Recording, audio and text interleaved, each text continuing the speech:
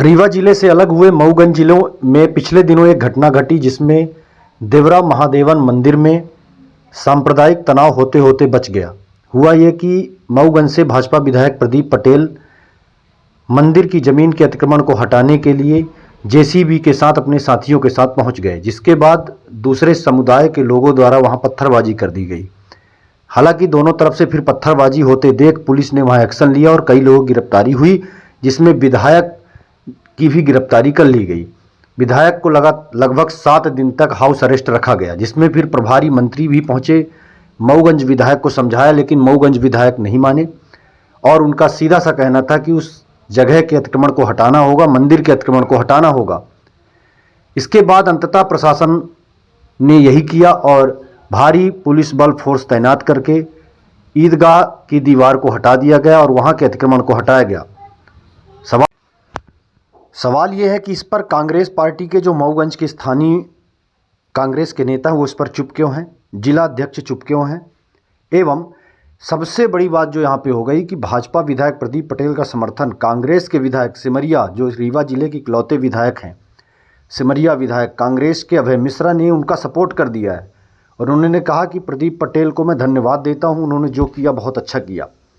एवं उन्होंने राजेंद्र शुक्ला को कहा कि राजेंद्र शुक्ला कभी भी प्रदीप पटेल को आगे बढ़ते देखना नहीं चाहते, इसीलिए उन्होंने ये सब किया। और उन्होंने भाजपा विधायक और उनके इस सांप्रदायिक तनाव जो यहाँ पे हुआ उसका उन्होंने समर्थन भी कर दिया। आइए सुनिए इस पूरे मामले में अभय मिश्रा जो कांग्रेस के विधायक उन्होंने क्या कहा, एवं मऊगंज से पूर्व विधायक लक्ष्मण तिवारी को भी सुनिए उनका इस पर क्या कहना है।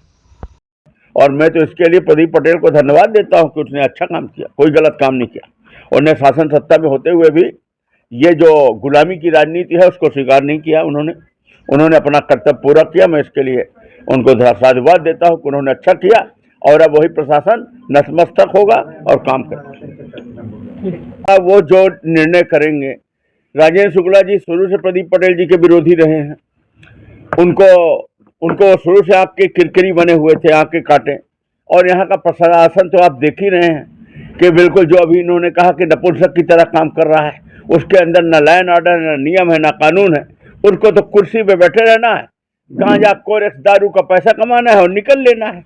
रीवा को कोरेक्सी बनाकर उसको तो मात्र अपनी पोस्टिंग बचाना है और पैसा कमाना है। और हमने पिछली बार भी बताया कि यहाँ तो एरिया बांटे हैं, कोई चावल पे खा रहा है कलेक्ट्रेट, तो कोई दारू और गांजा पे पुलिस खा रही, तो कोई जमीनें निकले ले रहा नेता। तो ये सब अपना अपना एरिया बांटे हैं और ये अपनी पोस्टिंग को बचाने के लिए राजेंद्र शुक्ला जी के सारे में काम कर रहे हैं। और उन्हीं के सारे में इन्होंने प्रदीप पटेल विधायक के ऊपर 2-2 मुकदमा किए। हम तो विपक्ष के लोग, जब सत्ता वाले की ये स्थिति, काहे का लोकतंत्र, काहे का सरकार, काहे की सत्ता और काहे का विपक्ष। यहाँ तो टोटल केंद्रीकरण है कि एक व्यक्ति एक शासन की स्थिति है और यहाँ जातिवाद की राजनीति है। अकड़ा पिछड़ा के नाम पर दूसरे को पेरा जा रहा है। यहाँ जाति गुट बनाए जाते हैं और उनके साथ अत्याचार किया जा रहा है। प्रदीप पटेल जी के साथ 2-2 वो किए गए। अभी सच बोलने पर हम लोगों के ऊपर मुकदमा दर्ज किया गया। दूसरा पक्ष है राजेंद्र शुक्ला जी के गुट का, उसने वहाँ उपद्रव किया, लाश रख के किया, तो झूठा मामला दर्ज कराने के लिए एसपी ने उसको झूठा ही पाया, उस पर मुकदमा नहीं दर्ज किया गया। इस तरह की स्थितियाँ हैं।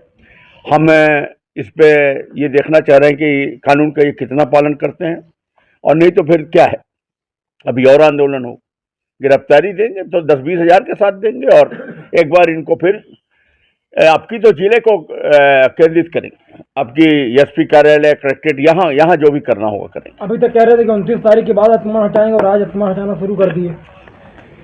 नहीं, अगर कोई व्यक्ति मजबूती से टिकेगा ना, यही है मेन बात, मजबूती से टिके रहना चाहिए। ये छोटे मोटे हवा पतझड़ी आते हैं और उड़ जाते हैं, और जो इससे डर गया वो झुक गया, जो अड़ा रहा वो टिक जाता है। और मैं तो इसके लिए प्रदीप पटेल को धन्यवाद देता हूं कि उसने अच्छा काम किया, कोई गलत काम नहीं किया। उन्हें शासन सत्ता में होते हुए भी ये जो गुलामी की राजनीति है उसको स्वीकार नहीं किया। उन्होंने अपना कर्तव्य पूरा किया। मैं इसके लिए उनको साधुवाद देता हूँ कि उन्होंने अच्छा किया और अब वही प्रशासन नतमस्तक होगा और काम करेगा। देखिए, जहाँ तक मऊगंज का सवाल है, मैं वहाँ विधायक ही नहीं रहा, मैं 30 वर्षों तक लगातार संघर्ष में रहा और उस 30 वर्षों में 30 वर्ष की अवधि का पूरा लेखा जोखा मेरे निगाह में, मेरे आँख के सामने सब छलक रहा है। जहाँ तक अतिक्रमण हटाने का सवाल है, वहाँ तक तो ठीक है, हटाना चाहिए।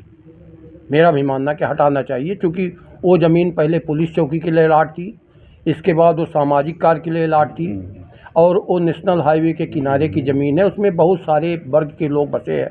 मैं उस जात पात की चर्चा यहाँ नहीं करूँगा, परंतु इस बात की चर्चा करूँगा कि जो मऊगंज के ठेकेदार बनते हैं, चाहे जिला का आंदोलन लक्ष्मण तिवारी करता रहा हो, आप जानते हैं, चाहे सोनौरी घाट का आंदोलन लक्ष्मण तिवारी करता रहा हो, चाहे और किसी उसमें चाहे जिस पार्टी का कोई व्यक्ति हो, मैं नाम नहीं लूँगा, वो उनका हम जो रोज़ वर्षन सुनते थे, जो रोज़ आंदोलन देखते थे, जो रोज़ फर्जी आंकड़ा देखते थे, वो कहाँ है, कौन से बिल में घुस गए?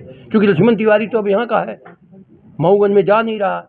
हम देख रहे हैं कि मऊगंज में न्याय होगी कि नहीं। पक्ष से ज़्यादा विपक्ष वहाँ बेईमान है।